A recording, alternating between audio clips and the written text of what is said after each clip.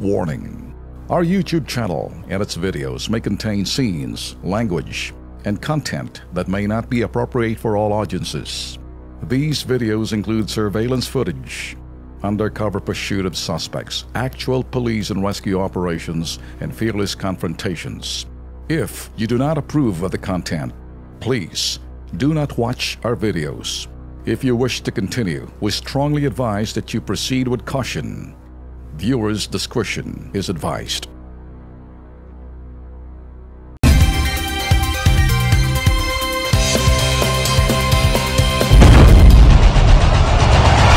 Luzon, Visayas, Mindanao, handa na ba kayo? KB, kilos pronto! KB, kilos pronto! Serbisyong totoo mga boss, ito ang sumbungan ng bayan. Ora mismo, aksyon agad at maaasahan. Sunod-sunod ang kilos sa pagbabalita. Nakatutok ang mata sa problema na nakikita. Lahat ng question ay may solusyon. Sa bawat hinaing katumbas ay aksyon. Kilos pronto! Di ka na magtitiis at mabibigyan ka dito ng resulta mabilis. Dahil ang bitag, walang pinapalagpas. Sa tropang Ben Tulfo, wala kang ligtas. KB, kilos pronto! KB, kilos pronto! Ipaglalaban ng karapatan, problema'y matutugunan. Maraming katanungan dito ay masusolusyonan. Kilos pronto! Kakampi ng masa, humanda ang lahat. Sa bawat abusado, ito na ang katapat. Napakatibay na programa na inyong hinahangad. Walang patumpik-tumpik at kumikilos agad-agad. Kilos pronto! Ang ating sumbungan, madali lapitan at agarang kang matutulungan. Na kahit anong krimen, handa naming harapin. Basta hustisya'y makamit, lahat ay aming gagawin.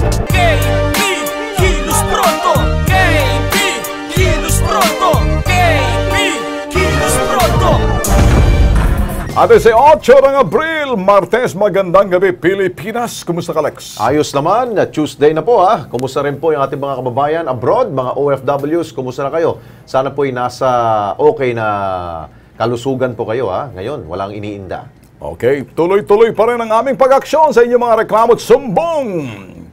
At kasabay ho pagbabalitang kilos pronto namin, bubusiin namin at tututukan ang inyong mga hinaing. And Lex. Yes, ito, nag-iisa pong sumbungan ng bayan sa primetime, mainit na issue, balitaan at imbestigahan, umpisa na. Ang sabi nga, pagbata, carefree talaga, hataw lang basta masaya.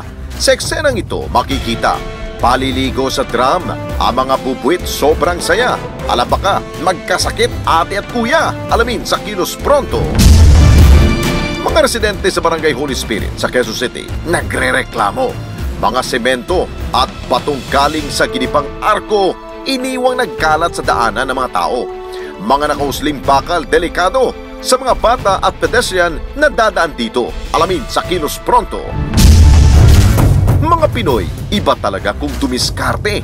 Basta pagkakakitaan, bibira at bibira bawal man o hindi. Sa videong ito, kitang-kita. Inukupa ang bangketa at mga kalye. Ang mga kumag, walang pake. Alamin sa kilos pronto. Ang mangarap na magandang bahay ay normal lamang. Subalit, ingat sa pagpili ng makakausap. Naglipa na mga bogo sa talamak. Parang linta kung sumipsip ang mga hinayupak. Alamin sa kilos pronto. Sumbungan, imbestigahan at balitaan. Kilos pronto, umpisa na! Eto sa kabila ho ng kaliwat ka ng paalala ng mga otoridad at ilang nabiktima ho ng mga online scam, meron pa rin pong kumakagat sa mga peking alok online. Ang ending, abay natangay ang kanila pong pera nang wala silang napala. At para maging pamilyar po sa ganitong panloloko, panoorin po natin sa ating pong All Points Bulletin.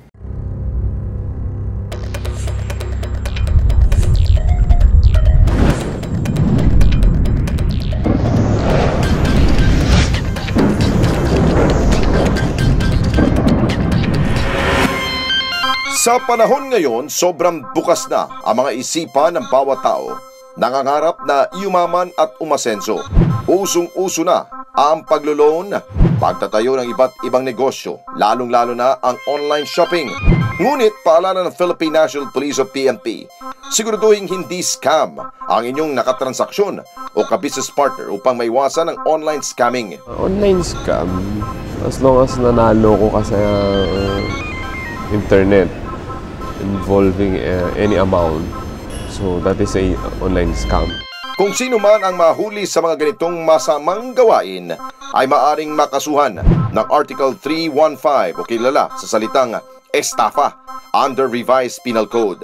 So ang parusa niyan pag scam ay meron tayong tinatawag na estafa under Article 315 ng Revised Penal Code.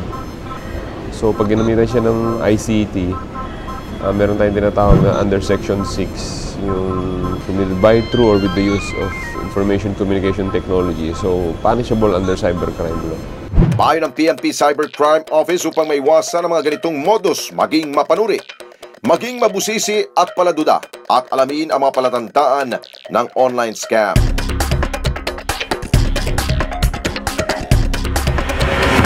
Dito naman tayo, Lex, sa isyong isang beses na natin pinukaw pero kapalmoks pa rin ang mga pasaway na motorista. Espasyo sa Center Island sa P. Burgos, Maynila, ginawang U-turn slot ng mga motorista. Okay, panoorin nyo ho,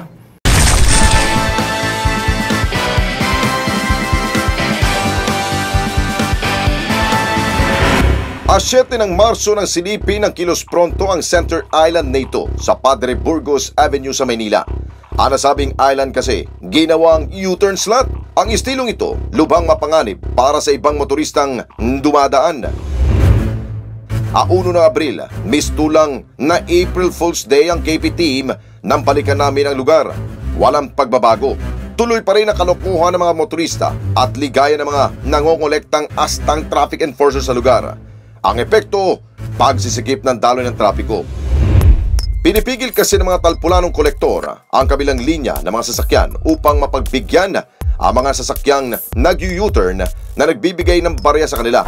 Kaya ang ilang motoristang naabala, sila ang pinagbabalingan ng init ng ulo. Ayon sa mga pasimuno ng kalakarang ito sa lugar, panlaman sikmura lamang daw ang kanilang racket. Sabi ko nga, wala akong pakialam kasi hanap buhay ko to kasi wala kami pangkain bukas. Manila Traffic and Parking Bureau o MTPB. Isang tura lang ang layo ng lugar na ito sa Manila City Hall. Hindi nyo ba ito alam o wala talaga kayong pakialam? Pukaw na mo! Alam mo, Lex, mag-isang buwan na pala yan, ha? Oo, natatandaan mo yun, ha? Oo. Mahigit Padre na Burgos. isang buwan. Nako. Iyan, Lex, sa Padre Burgos yan, na pinalabas na natin dito, nakakabwisit. Ito rin yung nakita ko nung mga last December pa. Nakaraang Pasko, Lex. Papunta akong Maynila rin, nadaanan ko yan. Pero ito'y parang lumalabas wala naman kayong talagang gagawin dyan sa City Hall, Manila City Hall. O talagang baka siguro, Lex, inalaw nila yun. Oo nga. Kita nyo naman yung mga parang nagmamando ho doon, civilian. Ibig sabihin, mukhang kumikita yung kumag doon, no? Para mapadaan ho niya yung ilang po mga public utility vehicles po dyan. Oy, Mayor! Mayor Estrada! 1 month na ho yan, wala pa rin po aksyon. Kayo talaga, oo. Eto, mula Maynila pa rin, dako naman tayo sa sumbong ng mga tagalungsod ng Quezon. Arko sa barangay Holy Spirit, itinumba matapos masalpok po ito na isang truck. Pero matapos ito, ang arko, abay, iniwan na lamang po ito sa sidewalk. Reklamo ng mga residente, panoorin po natin. Mga nakausling bakal. Pira-pirasong semento na galing sa arko ng barangay Holy Spirit sa lungsod ng Quezon. Ang naturang arko, itinumba raw ng pamunuan ng City Engineering's Office at ang nasabing barangay sa kanto ng Commonwealth Avenue at Zuzurwaregi Street. Nabangga raw ito na isang trailer truck noong nakaraang buwan at nagkaroon na ng bitak. Kaya't upang hindi na ito makapaminsala pa, tuluyan na itong itinumba. Subalit ang problema, ang arko, hinayaan na lamang sa gitna ng sidewalk kung saan dumadaan ang mga pedestrian. Ayon sa residente at vendor na si Bing Magbanwa, 45 anyos, mag-iisang buwan na raw nung itinumba ito. Kaya naman ang abalang idinudulot nito, matagal na ring iniinda ng mga tao. Kasi pinabayaan naman nila, hindi na nila pinuntahan.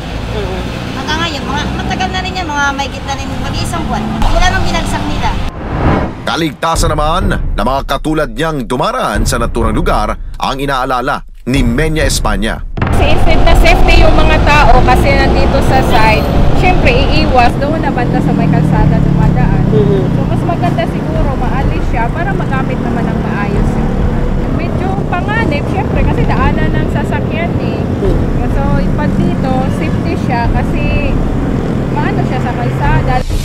Kaya panawagan ng mga residente at pedestrian dito. Sana i-ano na nila yan para hindi makadisgrasya, itanggalin para makaiwas disgrasya din pati sa gabal. Mas maganda siguro maalis para sa abaan, para matanggal siya dyan at saka parang malinis din naman din yung madaanan. Naku, ang dali na naman po yung ayusin pero ang problema ho doon, may mga nakausli palang mga bakal, delikado ho yun sa mga dumadaan po dyan sa sidewalk na yan.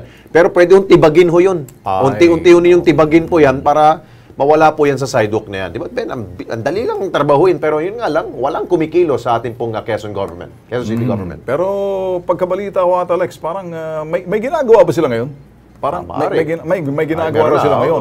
Tingnan na lang natin iba yung sinasabi, iba yung resulta ng inyong ginawa. Diyan kayo mahuhusgahan. Sinasabi nga, perception. Yes. Okay. Eto, sidewalk uli, tinayuan ng mga tindahan ng mga negosyante. Mga pedestrian, wala tuloy madaanan. Abay, Sos Mariose, panoorin tong abalang to.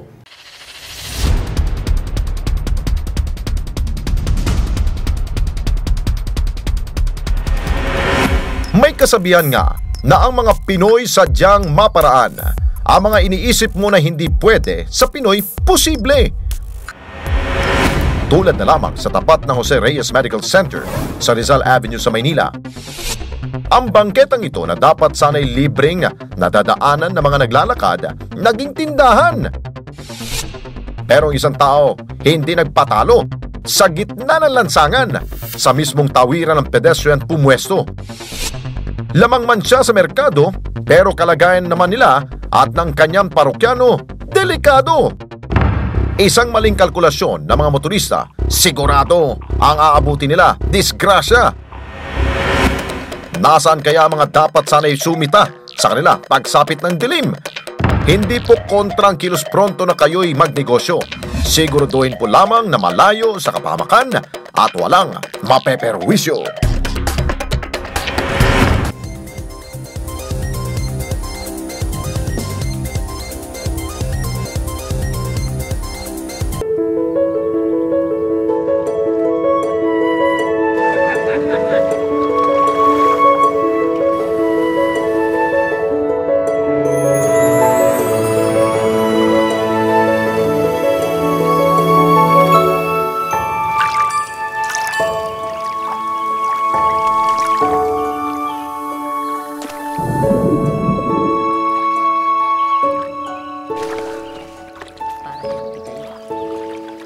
The fish are eating. So should you, anak.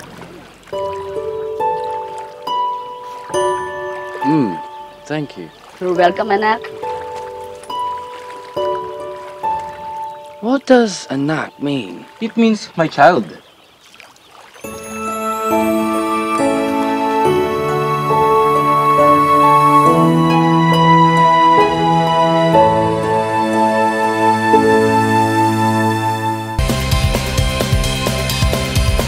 Nagbabalik ang Kilos Pronto kagabi. Pinalabas natin ang reklamo ng isang dating OFW hinggil sa bahay at lupang binili niya sa Silang Cavite. At patuloy niyang nating tinututukan to at pagtutok ay inilapit ho sa atin ang reklamo sa house natin sa Housing, Land and Use Regulatory Board or HLURB. Ang Kilos Prontong pagtugon ng ahensya. Eto, panoorin.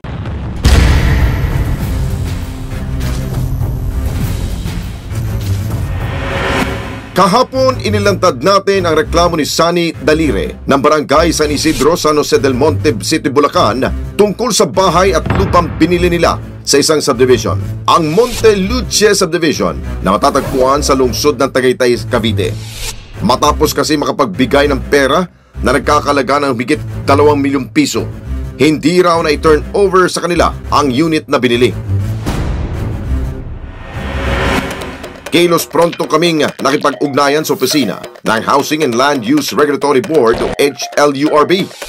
Agad na nagsumite ng formal na reklamo sila Sunny sa tanggapan ni Attorney Cesar Manuel ng Legal Services Group. Dito rin po papel.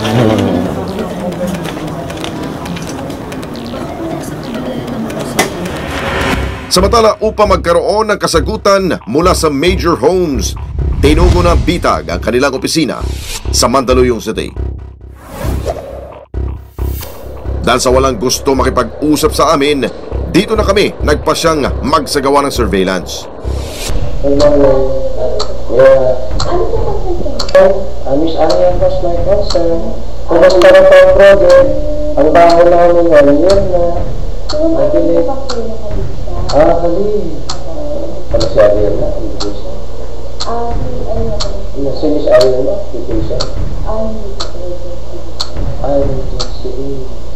Kasi wala namang kala ako, mulat-mulat ako. Kung sino yung makausap, anong kusisa? Sige po, ito pa lang po. Ilang saglit lamang, pinapasok ang team kasama si Sunny sa isang silid upang makausap ang isang tauhan ng Major Homes. Ito ang down payment. Gamit for almost 5.5. You have paid? 2.5. Kasi ito ang pre-selling, hindi ko ba? And then with the promise na last year, 2015, turnover. Then it was adjusted again. Then another 3 months. And I also write to you, I want to enjoy yung operation set pa rin dati, noong sinisariya. Noong she asked me to make a letter to the operation set. Giving another 3 months or leeway, basically. Then I gave it. May sulat ako. Siya ang nagbigay daw. After that, no more. And then I received a text which offering me another lot. Ngunit, mukhang wala rin silang maibigay na malinaw na kasagutan. Disyembre nung nakarang taon, pinuntahan ng Kilos Pronto Bitag ang naturang subdivision. Kasama si Sunny at ang kanyang anak na si Agatha. Sinilip namin ang unit na sana'y tinitirhan na nila ngayon. Wala, hindi natapos. Yung sabi na matapos, wala rin. Talagang hindi nila inintindi. Malaki ang panghihinayan ng pamilya ni Sunny sa kanilang sinapit. Ang bahay na kanilang pinaghirapan, natenggat hindi makapakinabangan. Kaya, tuloy na silang nagsampa ng kaso laban sa Major Homes. Naisa lamang ni Sunny na maibalik ang lampas 2 milyong na ibayad nila sa naturang developer, na hanggang sa ngayon nakikipagmatigasan sa refund na kanilang hinihingi. At makalipas ang halos 4 na buwan, muli namin pinalikan ang naturang unit. Mababakas pa rin sa aming naabutan ang hindi pagtalima ng Major Homes sa ipinangako nila sa mga bumili ng bahay at lupa. Bagay na lalong nagpatindi sa pagnanais ni Sunny na makuha ang perang ipinundar sa unit na ito. Sa kasulukuyan, patuloy pa rin ang pagdinig sa kaso ni Sunny laban sa developer. Ngunit katulad niya, marami pa rin sa mga Pilipino ang naloloko at patuloy na umaasa sa mga mabubulaklak na pangakong binibitawan ng mga gumagawa ng mga subdivision. Kaya naman, may panawagan si Commissioner Paredes para sa lahat na nais kumuha ng bahay at lupa. Kung sakali po na meron kayong gustong itanong o problema regarding sa pagbili ng bahay at lupa sa isang subdivision or isang condominium unit, or even kung meron kayong binili or planong bilhin na memorial plot or isang unit sa columbarium, yun po mga nasa jurisdiction namin, pwede po kayong pumunta dito sa aming tanggapan dito sa Sunny Mid IT Building, Quezon Avenue, Quezon City, kami po ay malapit dito sa kanto ng Sergeant Esguerra at saka sa Scout Albano, sa pagitan po ng dalawang yon, Pwede po kayong tumawag sa aming Public Assistance Center, dito sa 927-2731. Oy, di ba may kasabihan po, kapag may alak, may balak daw. Madalas, pinagtatawanan lang po natin ito, ha? Pero sa ilang insidente at kasong hinahawakan po ng Kilos Pronto, karamihan sa mga krimen po, nangyayari kapag lasing at epekto ho ng agwa de pataranta ang mga sospek. Tulad na lamang ho ng kasong binusisi po ng Kilos Pronto Crime Desk ngayong gabi. Grade 10 student po to sa Santa Maria, Bulacan. Hinalay. 5 lalaki po ang kumana sa kanya. Panoorin po natin. Sa bakanteng unit na ito, dinanas ng 16 anyos na itinago namin sa pangalang Nene ang umano'y panggagahasa. Inilahan daw ang dalagita ng 5 lalaki. Sa salaysay na inilahad ni Nene sa Santa Maria Municipal Police Station sa Bulacan. Nagkayayaan umano silang mag-inuman ng kaibigan niyang si Ray Francisco Planos, 20 anyos, sa naturang unit sa Las Palmas Subdivision Barangay Caipombo, Santa Maria, Bulacan. Noon lamang daw nakilala ni Nene ang 4 na lalaking kabarkada ni Ray na sina Ken Tijada, 19 anyos, Justin Mark Enriquez, 18 anyos, at ang 2 pa nilang kasamahang lalaki na parehong minor de edad. Si Nene ay inaimbitahan ng isang 20 years old doon sa 5 lalaki. Naimbitahan siya para mag-inuman. Kaya habang sila ay nag-iinuman, napansin itong si Nene na siya ay madalas ding painumin, kumbaga nilalasing siya. Sa gitna ng inuman, nagulat daw si Nene nang biglang bumatak na marijuana ang mga lalaking kainuman niya. Noong mga sandaling yun, nakaramdam na rin daw ng pagkahilon dalagita. At nakita niya na gumagamit ng marijuana itong mga suspect. Inabot na nga ng pagkalasing itong biktima natin kung kaya't naisagawa ang paggagahasa sa kanya. Hinang-hina raw si Nene at wala raw siyang kalaban-laban sa 5 binatilyo habang halinhinan umano siyang ginagahasa. Kinaumagahan na malingat ang 5 lalaki sa bakanting unit no'y mabilis na tumakas si Nene at humingi ng saklolo. Nakatakas siya doon sa 5 lalaki. Sabi nga niya, plano siyang patayin, ngunit hindi nagawa. At siya nga po ay nakatakas at natulungan ng isang barangay tanod na maipaalam sa kapulisan ang nangyari.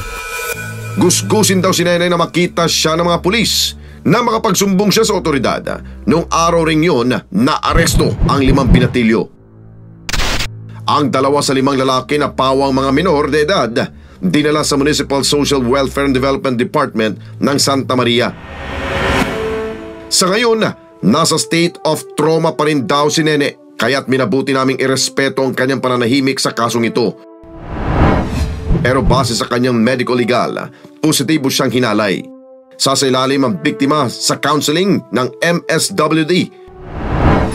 Tumanggi ring magbigay ng pahayag ang mga suspect na ngayon nahaharap sa kasong rape in relation to Republic Act 7610 o child abuse.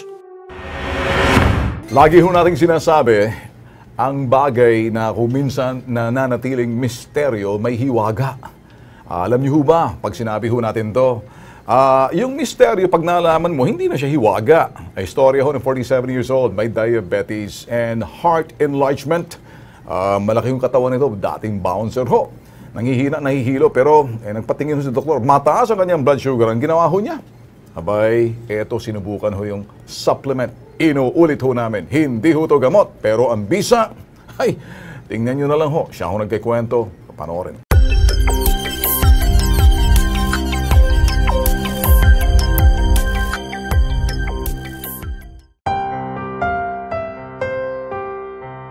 Pasko noon parang nanghina ako, nahilo ko.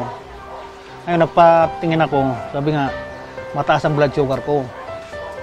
Binaliwala ko lang muna yun Nung natakot na ako, nung kinukumbulsyon na ako yan, nagpa-kumpay na talaga ako, kailangan na nga i-kumpay.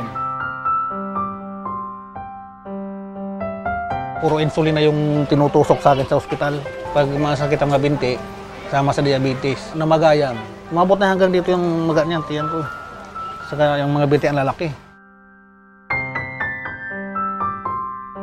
Angono ako nagpakumpay Nung nagkaroon na ng komplikasyon sa puso, hindi na ako tinatanggap sa Angono. Isa avenue na ako dinadala. Dialysis na rin ako. Grabing naramdaman ko na parang ihimatay na ako. Grabe ng takot ko noon. Yun, hindi ako makagalaw-galaw ng maayos dahil parati ako napapagod. Mabilis mapagod. Hindi na ako makagawa sa bahay. Pag tumayo lang ako, nahilo ko. Pag nakatayo ako ng mga ilang minuto, nangihina na ako niyan, kailangan ko na maiga. Pag nakaupo rin, ganun din. Kailangan higa, upo, tayo. Hirap ng naramdaman ko noon.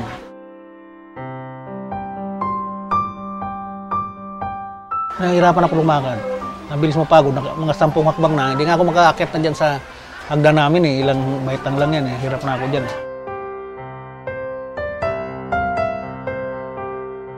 Dahil pag may meeting kami, nagkikita-kita kami niyan.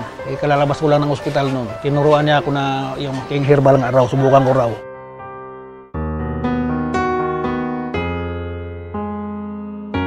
Magandang pakiramdam ko. Nakainom ako ng isa, lumalakas ako. And tinuloy-tuloy ko na yon. Hindi na ako kinakapos ng hininga, malakas na ako.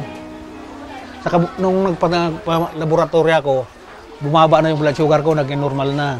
Umabot ako ng 480. Yun, 120 na lang, 130. Hindi na tumataas. Hindi na ako naghihirapang lumaglakad. Hindi na masyado namamaga ang mga binti ko. Saka yung laboratory sa puso ko, hindi na lumalaki. Naka-recover ako.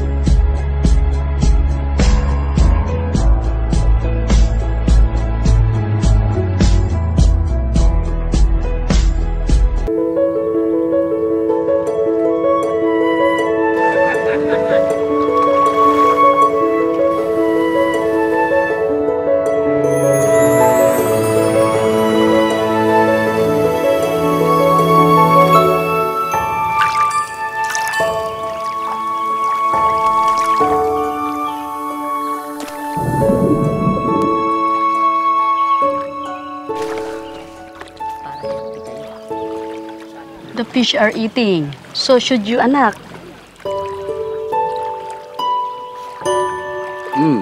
Thank you. You're welcome, anak. What does anak mean? It means my child.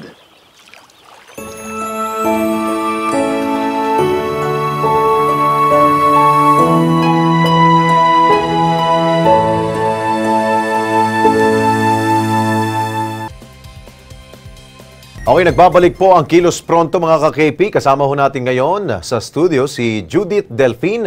Isa po siyang service crew sa 24/7 cafeteria dyan po sa Santo Tomas sa lalawigan po ng Batangas. Abay, 24 oras ang kanya pong duty. Wow! At wala raw po minimum. Wala pa raw sa minimum po ang kanya pong sweldo. Masaklap, delay pa rin po ang pagbibigay ho sa kanilang sweldo. Wala rin pong benefits siya pong natatanggap. At nang nagreklamo raw po siya sa may-ari ng cafeteria, siya pa hong pinag-initan at siya po'y pinagalitan. Kaya kausapin po natin ngayon. Magandang gabi sa iyo, Judith. Magandang gabi po. Ano ba nangyari? Bakit 24 hours ang duty mo? Wala kang pahinga? Ganun ba yun? Opo. Minsan po, 24 hours na duty. Oo. Tapos po, kinabukasan na po yung labas. Okay. 3 times po nangyari yun. Okay, tapos, pag sinabi mong wala ka sa minimum, magkano sweldo mo ba 300 dito? 300 po yung pinapasahod nila. Ang minimum po ay 491 po. Okay. So, nung kinausap mo ang employer mo, anong sabi sa'yo? Bakit hindi nila sinusunod yung dapat minimum, di ba? O, anong sabi niya sa'yo? Abogado na lang daw po nila yung kausapin namin. Naku, ganun ang tugon niya? Apo. So, ano sagot mo rin? Hindi na po kami hindi naman po namin alam po yung sabihin dun. Ilan ba kayo ng ganun ang katayuan ninyo, itong problema ganito? Po. 4 kayo? Apo. Isa ganun po yung, rin, service crew rin? Apo. Isa po yung kapatid ko, tapos po 2 po yung kasama namin po. Ito bang first job mo ba? O meron kang ibang... May previous job pa po. Yung sa previous mo, may ganito? Okay naman po. Okay naman. Apo. Pero dito, hoping na sana, makakuha ka dito ng mas malaki pang sweldo. Opo. Pero yung pala, hindi sumusunod sa batas. Opo. Okay. Siguro kausapin natin ang officer in charge po ng DOLE dyan po sa lalawigan po ng Laguna, provincial office. Walang iba kundi si Sir Guido Resio. Sir Guido, magandang gabi ho. Si Alex Santos po to sa Kilos Pronto po. Magandang gabi po sa inyo, Sir Alex. Apo.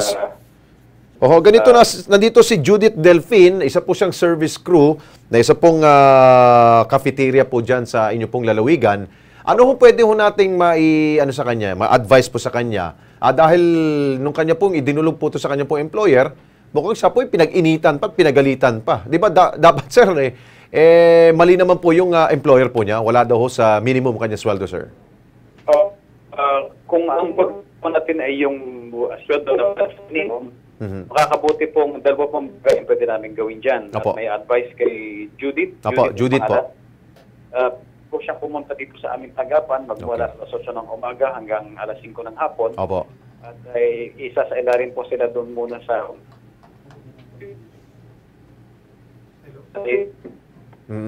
Nawawala si Guido. Sir Guido. Sir Guido, go ahead. Pakitawagan ulit natin si Sir Guido po ay nawala po sa ating linya ng telepono. Okay, Judith, narinig mo naman yung una, no? Siguro ang maaari namin gawin dito, tutulungan ka namin, sasamahan ka namin papunta dyan sa Dole office, dyan po sa Laguna, para mailahad mo sa kanila, pati dali mo yung mga payslip mo. May payslip Hindi ba po binibigay? sila nagbibigay po ng Wala rin payslip. So, hindi mo alam kung tama ba True talaga. compute lang po. Sa Oo. logbook lang po. Mga benefits ba binibigay rin ba sa Wala inyo? po. Wala rin. Kahit Pero isa po. kinakaltasan kayo. Hindi po. Wala. Hindi po namin alam. Nako. So, ang daming mga violations po nito. Nasa linya ulit ba si Sir Guido? Okay, wala na ho si Guido. Pero okay naman, nabanggit na ho niya na tutulungan tayo at dadaling ka namin doon sa kanyang opisina. Apo. Okay? Thank you, Judith. Thank you po. Okay, mga Lunas ho, kakaiba. Pag nag-uusapan ng kalusugan, lagi ho natin, ito ho'y topic ho rito na para doon sa mga meron hong karamdaman, kapareho ng high blood, ito high blood, ganoon din, nauuwi sa stroke, and then high sugar pa. Naku, pag nagsama-sama ho yan. Kaya na-stroke ho, isang araw matapos na masyalang sa kaibigan, ay nakaupo na lang at hindi na makapagsalita. Umabot ho ng 400 ang blood sugar. Kaya dapat ho talaga nagpapatingin ho kayo, pa-check nyo na ho, lalo na pag nagkakaedad, ano? Dito ho, sinubukan niya ho uminom ng King's Herbal na maintain ho yung blood sugar. Nakakalakad mag-isa na. Pero hindi ho ito gamot, ha? Siguraduhin ho natin, naintindihan niyo ho. Huwag ho kayo mag-self-prescribe. Maintenance lang ho ito. Supplement ho ito.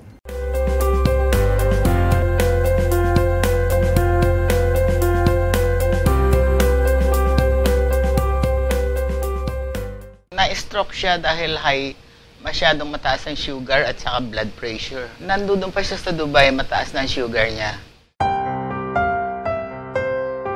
May pinuntahan kami. Pagdating namin sa bahay, masama na ang pakiramdam niya, tapos na-stroke na siya. That time, 400 yung sugar niya. Nung na-hospital na, hindi na siya nakapagsalita for already 7 years. Nanonood kami ng TV tungkol sa Kings. Sabi ko, subukan namin.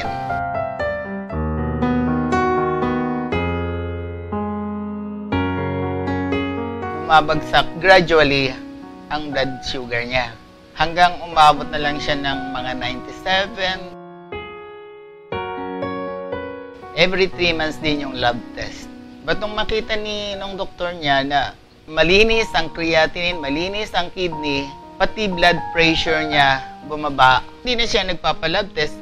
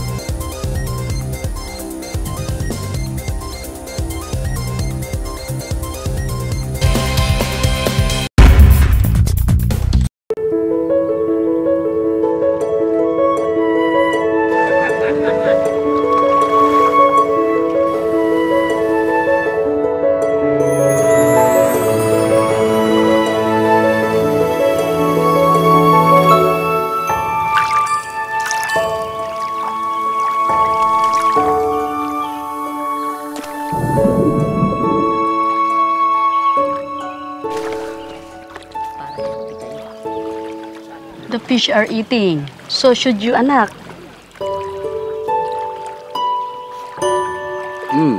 Thank you. You're welcome, anak. What does anak mean? It means my child.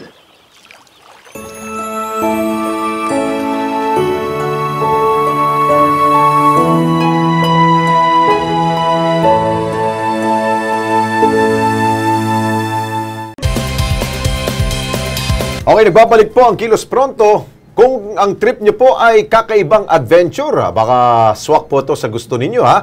Sports na archery, pwede na pong matutunan po yan. Kung saan yan, panoorin po natin sa ating tampok dito po sa Kilos Pronto.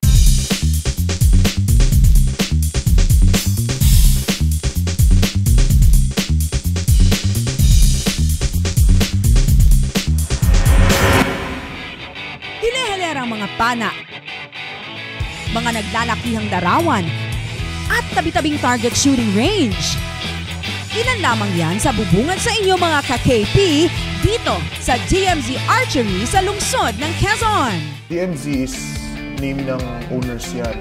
So, initials yan for the owners. We have David, Mark, and Sander. Nag-start kami, na-invite ako ng isa kong friend. In-invite niya ako mag-shoot. Tapos, medyo nagustuhan ko eh. Passion din namin. Gusto namin ng malapit na shooting area na pwede namin pag-practice sa group. Para sa akin, archery may finish.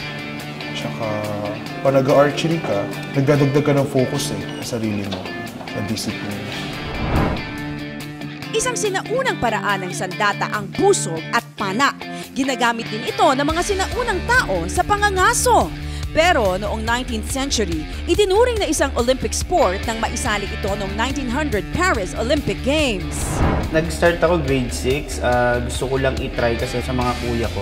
Tapos nung nag-first year high school ako, nakuha kaagad akong maglaro sa NCR Meet.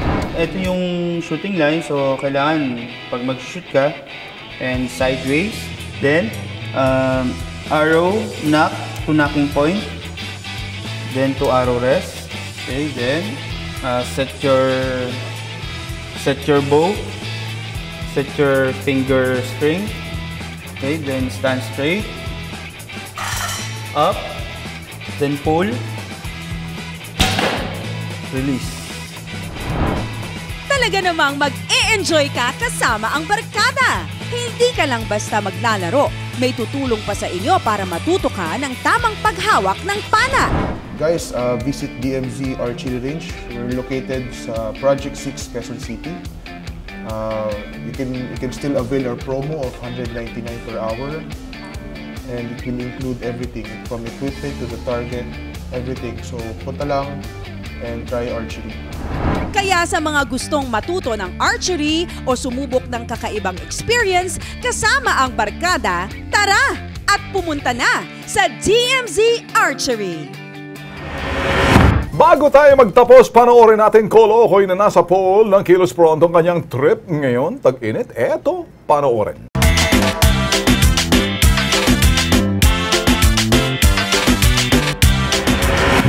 Summertime, maalinsangan, kaya bawat isa kanya-kanyang paraan para mapreskuhan ang katawan.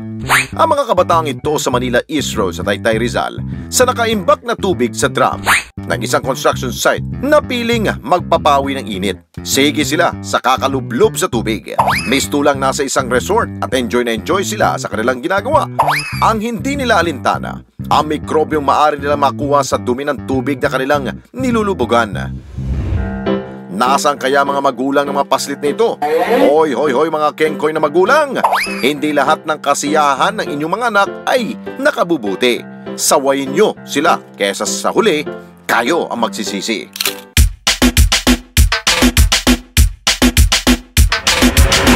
Okay, patuloy pong tutukan ang Kilos Pronto, mga KP. At kung kayo po ay may mga reklamo, kayo po ay inabuso, inalipusta, abay pwede kayong dumulog dito sa Kilos Pronto. See you tomorrow po. Kung gusto nyo hong panoorin buong-buo ito, sakaling, balikan nyo ho, ay pwede hong bisitahin ang bitagmedia.com sa webpage ho ng Kilos Pronto. Higit sa sumbungan, imbestigahan at balitaan. Dapat Kilos Pronto!